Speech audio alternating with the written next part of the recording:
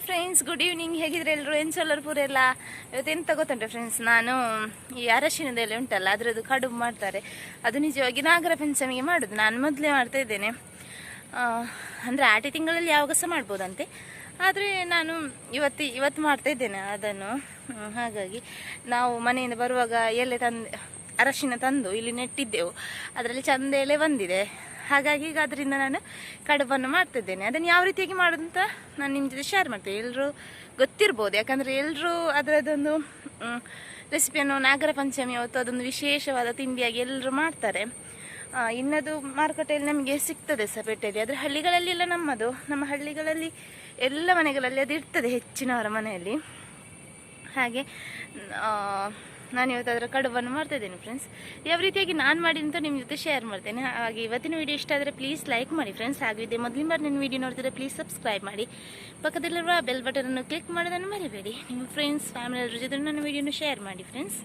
ಬನ್ನಿ ಈಗ ನಾವು ಶುರು ಮಾಡುವ ಯಾವ ರೀತಿಯಾಗಿ ಅರಶಿನದ ಎಲೆಯ ಕಡುಬು ಮಾಡೋದು ಅಂತ. ನೋಡಿ, ಅರಶಿನದ ಎಲೆ ಇದು ನೋಡಿ. ನಾನಿದು ಊರಿಂದ ತಂದು ನೆಟ್ಟದ್ದು ದೊಡ್ಡ ಇದೆಯಲ್ಲ. ನಾನು ಇವತ್ತೇ ನೋಡ್ತಿರೋದು ನೋಡಿ. ಇಲ್ಲಿ ಒಂದು ಸಾಲು ನೆಟ್ಟಿದ್ದೆವು. ಹಾಗೆ ಇಷ್ಟುಂಟು. ಈಗ ನಾನಿಲ್ಲಿ ಎಲೆಗಳನ್ನೆಲ್ಲ ಕೊಯ್ದುಕೊಳ್ತಾ ಇದ್ದೇನೆ ಮೊದಲಿಂದಾಗಿ. ಅಷ್ಟೇ ಎಲೆ ಎಲ್ಲ ಹುಳ ತಿಂದಿದೆ ಈಗ ಎಲೆಯನ್ನೆಲ್ಲ. ಹಾಗೆ ಸ್ವಲ್ಪ ಇತ್ತು, ಅದನ್ನೆಲ್ಲ ಕೊಯ್ದುಕೊಂಡೆ. ಈಗ ಕೊಯ್ದುಕೊಳ್ತಾ ಇದ್ದೇನೆ ಎಲೆಯನ್ನು.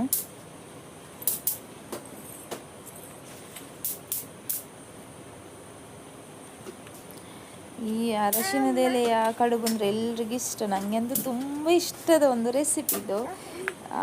ನಾಗರ ಪಂಚಮಿ ಅಂದರೆ ಇದೇ ಒಂದು ನಮಗೆ ಸ್ಪೆಷಲ್ ಅಲ್ವಾ, ಸ್ಪೆಷಲ್ ರೆಸಿಪಿ. ಎಲ್ರಿಗೂ ಇಷ್ಟ ಇರ್ತದೆ ಈ ರೆಸಿಪಿ. ಈಗ ನಾನು ಎಲೆ ಎಲ್ಲ ಕೊಯ್ದುಕೊಂಡಾಯಿತು. ಈಗ ನಾವಿಲ್ಲಿ ಹಿಟ್ಟಿಗೆ ರೆಡಿ ಮಾಡುವ. ನಾನಿಲ್ಲಿ ಮೊದಲಿನಾಗಿ ಹಿಟ್ಟಿಗೆ ಬೆಳ್ತಿಗೆ ಅಕ್ಕಿ ತಗೊಂಡದ್ದು, ಒಂದು 4 ಗ್ಲಾಸಿನಷ್ಟು ಬೆಳ್ತಿಗೆ ಅಕ್ಕಿ ತಗೊಂಡು ಚೆಂದ ತೊಳೆದಿಟ್ಟಿದ್ದೇನೆ. ಇದನ್ನೊಂದು 7-8 ಗಂಟೆಗಳ ಕಾಲ ನೆನೆಸಿಟ್ಟಿದ್ದೆ. ಮತ್ತು ಇದಕ್ಕೆ ಕುಚ್ಚಲಕ್ಕಿ ಸಹ ಹಾಕಿಕೊಳ್ಬೋದು. ನಾನಿಲ್ಲಿ ಹಾಕಿಕೊಳ್ತಿಲ್ಲ. ನಾನಿಲ್ಲಿ ಬೆಳ್ತಿಗೆ ಅಕ್ಕಿಯನ್ನು ಹಾಕಿ ಸ್ವಲ್ಪ ನೀರು ಹಾಕಿ, ಸ್ವಲ್ಪ ಹೌದಲ್ವ ಅಷ್ಟೇ ನೀರು ಹಾಕಿ ಇದನ್ನು ನಾವು ಮೊದಲು ಕಡ್ದುಕೊಳ್ಬೇಕು. ಈಗ ನಾನು ಇದಕ್ಕೆ ಸ್ವಲ್ಪ ರೈಸ್ ಹಾಕ್ತಾಯಿದ್ದೇನೆ, ಬಾಯ್ಲ್ಡ್ ರೈಸ್, ಗಂಜಿ. ಯಾಕಂದರೆ ನಾನಿಲ್ಲಿ ಕುಚ್ಚಲಕ್ಕಿ ತಗೊಳ್ಳಿಲ್ಲಲ್ಲ, ಹಾಗಾಗಿ ನಾನಿಲ್ಲಿ ಸೊಸೈಟಿ ಅಕ್ಕಿ ತಗೊಂಡದ್ದು. ಈಗ ನಾವು ಹಿಟ್ಟೆಲ್ಲ ರೆಡಿ ಆಯಿತು. ಈಗ ರುಚಿಗೆ ತಕ್ಕಷ್ಟು ಉಪ್ಪು ಹಾಕಿ ಒಮ್ಮೆ ಅದನ್ನೆಲ್ಲ ಮಿಕ್ಸ್ ಮಾಡಿಕೊಳ್ಳುವ, ಉಪ್ಪನ್ನು ಮತ್ತು ಹಿಟ್ಟನ್ನು. ನೋಡಿ, ಇಷ್ಟು ಗಟ್ಟಿ ಆಗಬೇಕಿದು ಹಿಟ್ಟು. ಈಗ ಹಿಟ್ಟು ರೆಡಿ ಆಯಿತು. ಈಗ ನಾನಿಲ್ಲಿ 1 ತೆಂಗಿನಕಾಯಿ ತಗೊಂಡಿದ್ದೆ. ಈಗ ಅದನ್ನು ನಾವು ಮೊದಲು ತುರಿದುಕೊಳ್ಳುವ. ಈ ರೀತಿಯಾಗಿ ನಾನು ತುರಿದುಕೊಳ್ತಾ ಇದ್ದೇನೆ. ಎಂತಂದರೆ ನಾವಿಲ್ಲಿ ತೆಂಗಿನ ತುರಿ ಮತ್ತು ಬೆಲ್ಲ ಹಾಕಿ ಹೂರ್ಣ ಮಾಡಲಿಕ್ಕೆ ಉಂಟಲ್ವಾ, ಹಾಗೆ ನಾನು ಮೊದಲು ತೆಂಗಿನ ತುರಿಯನ್ನು ತುರಿದುಕೊಂಡದ್ದು. ನೋಡಿ, ಈ ರೀತಿಯಾಗಿ ಈಗೆಲ್ಲ ತುರಿದುಕೊಂಡೆಲ್ಲ ಆಯ್ತು. ಈಗ ತುರಿದುಕೊಂಡಾಯಿತು. ಮತ್ತು ನಾವಿದಕ್ಕೆ ಬೆಲ್ಲವನ್ನು ತಗೊಳ್ಬೇಕು. ನಾನಿಲ್ಲಿ 2 ತುಂಡಿನಷ್ಟು ಬೆಲ್ಲ ತಗೊಂಡದ್ದು. ನೋಡಿ, ಇಷ್ಟು ದೊಡ್ಡದು 2 ತುಂಡಿನಷ್ಟು ಬೆಲ್ಲ ತಗೊಂಡಿದ್ದೇನೆ.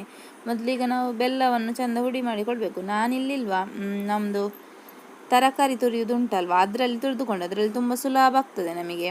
ಅಂದರೆ ಬೆಲ್ಲ ಗಟ್ಟಿ ಎಲ್ಲ ಉಳಿಯೋದಿಲ್ಲ. ನಾವು ಹುಡಿ ಮಾಡುವ ಗಟ್ಟಿ ಕೆಲವೊಂದು ಬೆಲ್ಲ ಉಳಿತದಲ್ವ, ಹಾಗೆ ಉಳಿಯೋದಿಲ್ಲ. ಹೀಗೆ ಮಾಡೋದ್ರಿಂದ ಚೆಂದ ತುರಿತದೆ. ತರಕಾರಿ ತುರಿದ ಹಾಗೆ ಬೇಗ ಆಗ್ತದೆ ಸಹ, ತುಂಬ ಹೊತ್ತೆಂತ ತಗೊಳ್ಳೋದಿಲ್ವ ಈ ರೀತಿಯಾಗಿ ಮಾಡೋದ್ರಿಂದ.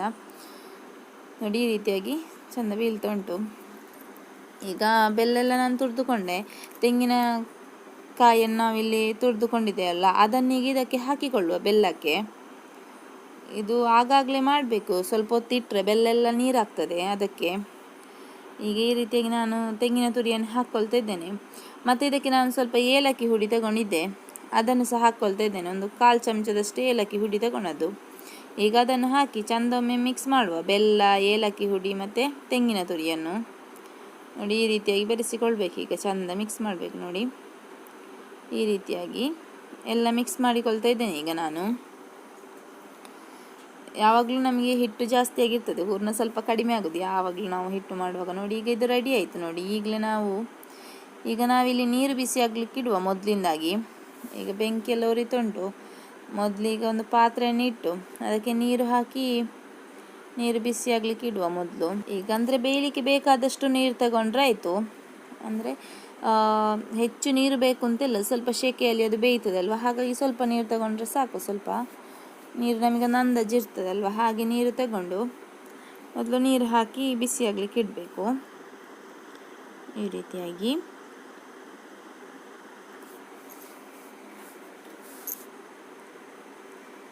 ಈಗ ಅದನ್ನು ಬಿಸಿ ಆಗಲಿಕ್ಕೆ ಇಟ್ಟು ನಾವು ಮತ್ತೆ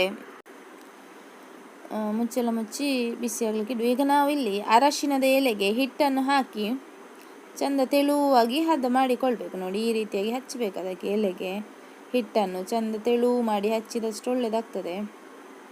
ಈ ರೀತಿಯಾಗಿ ಇದು ನಾವು ಗಟ್ಟಿಯಾಗಿ ಕಡ್ದುಕೊಳ್ಳೋದ್ರಿಂದ ಇದನ್ನು ಹೀಗೆ ಮಾಡಲಿಕ್ಕೆ ಸುಲಭ ಆಗ್ತದೆ. ಹಿಟ್ಟು ನೀರಾದರೆ ನಮಗೆ ಈ ರೀತಿಯಾಗಿ ಮಾಡಲಿಕ್ಕೆ ಆಗೋದಿಲ್ಲ, ಅದಕ್ಕೆ ಸ್ವಲ್ಪ ನೀರು ಸ್ವಲ್ಪ ಗಟ್ಟಿಯಾಗಿ ಕಡಿಬೇಕು ನಾವು. ನೋಡಿ, ಈಗ ಈ ರೀತಿಯಾಗಿ ಹಚ್ಚಿಕೊಂಡಿದ್ದೇನೆ. ಈಗ ನಮ್ಮದು ಹೂರ್ಣ ಉಂಟಲ್ವ, ಅದನ್ನೀಗ ನಡುವಿಗೆ ಈ ರೀತಿಯಾಗಿ ಇಟ್ಕೊಳ್ಳುವ. ನಾನೆಲ್ಲ ಹೂರ್ಣವನ್ನು ಇಟ್ಕೊಳ್ತಿದ್ದೇನೆ. ಅದು ಅರಶಿನದ ಎಲೆಯೇ ಒಂದು ಪರಿಮಳ, ಅದನ್ನು ತುಂಬ ಪರಿಮಳ ಆಗ್ತದೆ ಈ ಒಂದು ತಿಂಡಿ. ಎಲ್ರಿಗೂ ಗೊತ್ತಿರ್ಬೋದು, ಎಲ್ಲರೂ ಮಾಡ್ತಾರೆ ನಾಗರ ಪಂಚಮಿಗೆ.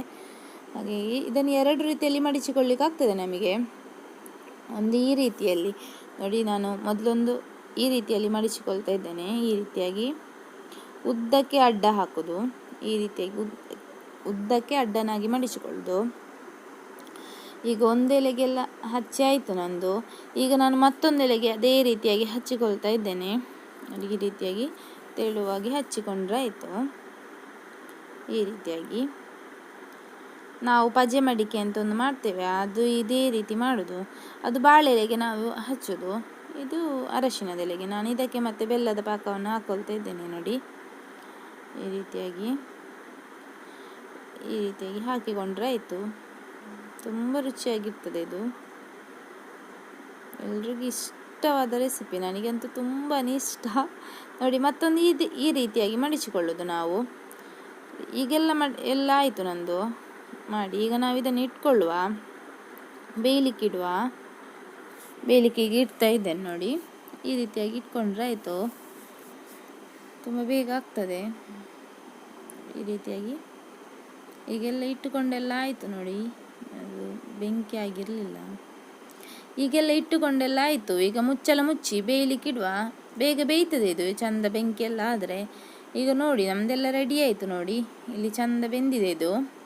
ಈಗ ಒಂದನ್ನು ಬಿಡಿಸಿದೆ ನಾನು, ಎಲ್ಲ ಬಿಡಿಸಿರಲಿಲ್ಲ. ನೋಡಿ, ಈ ರೀತಿಯಾಗಿ ಬಂದಿದೆ. ನೋಡಿದ್ರಲ್ಲ ಫ್ರೆಂಡ್ಸ್, ನಾನು ಯಾವ ರೀತಿಯಾಗಿ ಅರಶಿನ ಎಲೆಯಿಂದ ಒಂದು ಕಡುಬನ್ನು ಮಾಡಿದೆ ಅಂತ, ಸ್ವೀಟ್ ಕಡುಬು. ಇವತ್ತಿನ ಈ ವಿಡಿಯೋ ಇಷ್ಟ ಆದರೆ ಪ್ಲೀಸ್ ಲೈಕ್ ಮಾಡಿ ಫ್ರೆಂಡ್ಸ್, ಹಾಗೂ ನಿಮ್ಮ ಫ್ರೆಂಡ್ಸ್ ಫ್ಯಾಮಿಲಿ ಎಲ್ಲರ ಜೊತೆನೂ ಶೇರ್ ಮಾಡಿ. ಹಾಗೂ ಇದೇ ಮೊದಲಿನ ಬಾರಿ ನನ್ನ ವಿಡಿಯೋ ನೋಡ್ತಿದ್ರೆ ಪ್ಲೀಸ್ ಸಬ್ಸ್ಕ್ರೈಬ್ ಮಾಡಿ. ಬಾಯ್ ಬಾಯ್, ಥ್ಯಾಂಕ್ ಯು ಫಾರ್ ವಾಚಿಂಗ್.